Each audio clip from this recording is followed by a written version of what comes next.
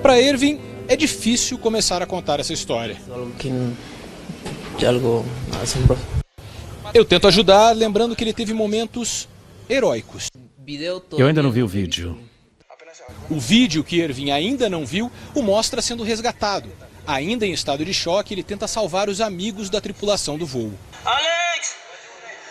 O que aquele vídeo não mostra é que ele chegou sim a ajudar uma pessoa, a comissária Jimena. No momento do acidente, era como um pesadelo, porque nem eu mesmo acreditava. E eu acordei e pensei, o que foi que aconteceu aqui?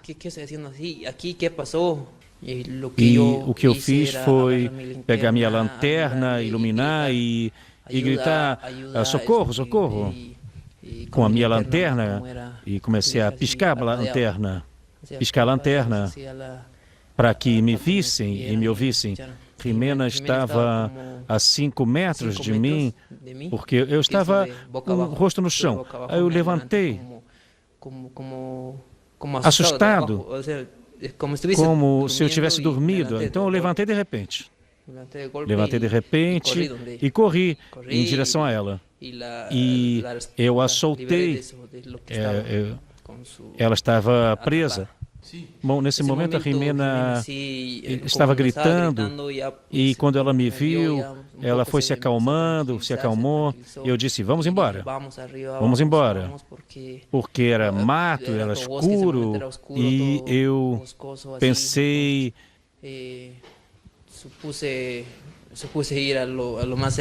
Ir em direção ao aeroporto, eu vi que um avião decolava, então eu vi a direção do aeroporto, qual era.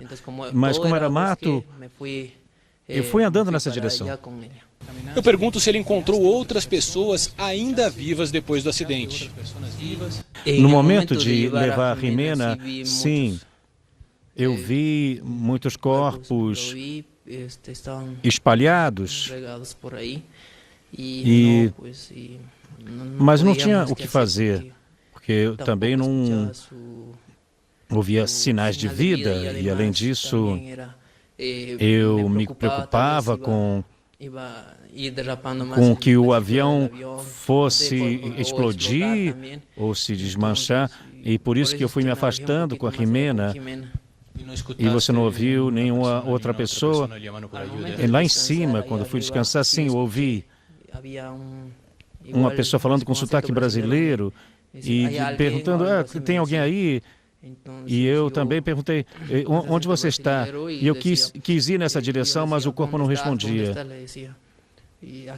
Aqui, algo assim, eu ouvia. Ele respondia. E quando ele respondia, a minha intenção era que ele não se calasse, mas fazer com que ele continuasse falando, gritando. Era a minha maneira de ajudá-lo, para que ele não se calasse. Ervin afirma que não foi dado para os passageiros e para a tripulação nenhum aviso de que todos corriam risco. Não. Avisaram que íamos pousar, um pouso normal. Conta, inclusive, que pouco antes da queda estava conversando tranquilamente com o técnico da Chapecoense.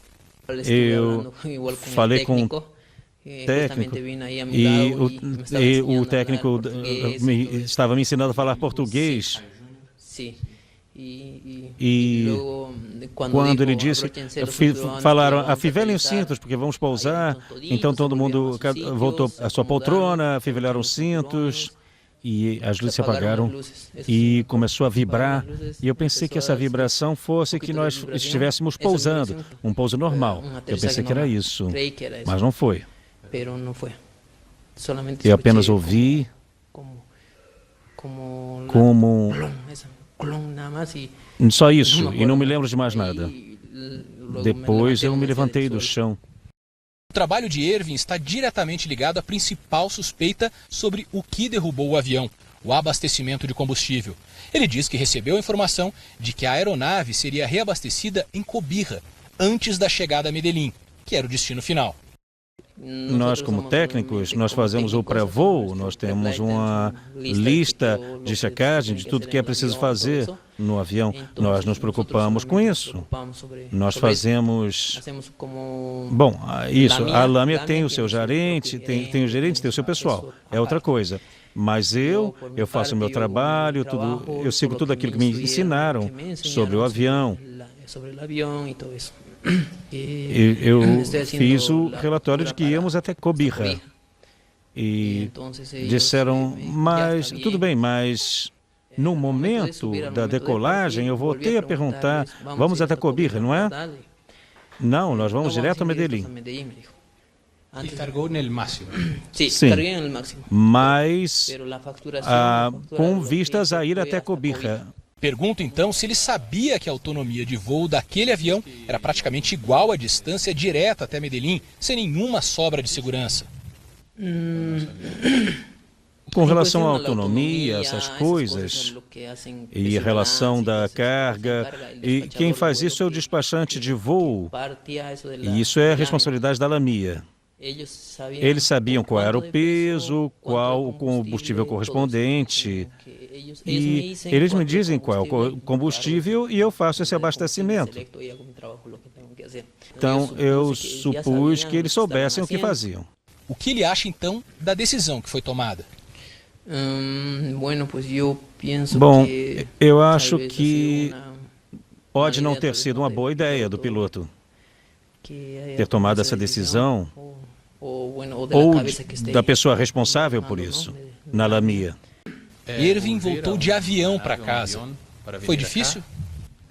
Bom, no começo sim, quando nós viemos lá de Medellín a Bogotá, o pouso me deixou um pouquinho nervoso.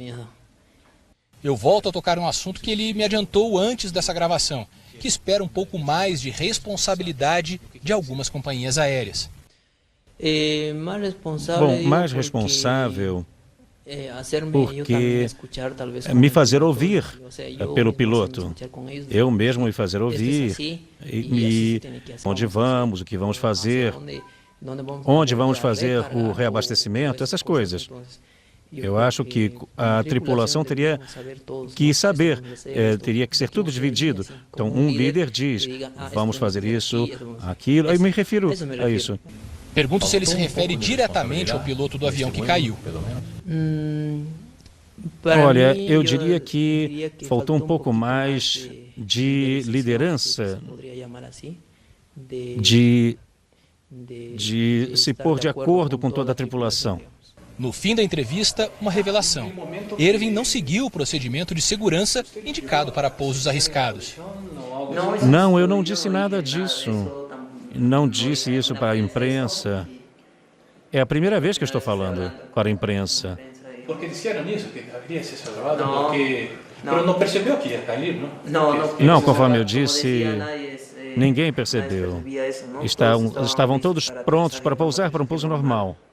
E em nenhum momento eu fiz isso, conforme eu disse, isso era preparação para um pouso normal. E qual a primeira coisa que ele quer fazer quando acabar o tratamento? Primeira coisa, bom continuar com o meu trabalho e continuar me preparando para não deixar de voar, terminar o meu curso de pilotagem, eu quero ser um piloto comercial também, e terminar o meu curso de pilotagem. Eu já tinha desligado o microfone, mas o repórter Américo Figueroa continuou a gravar imagens de Ervin. Foi assim que soubemos que o jovem boliviano tem um novo sonho.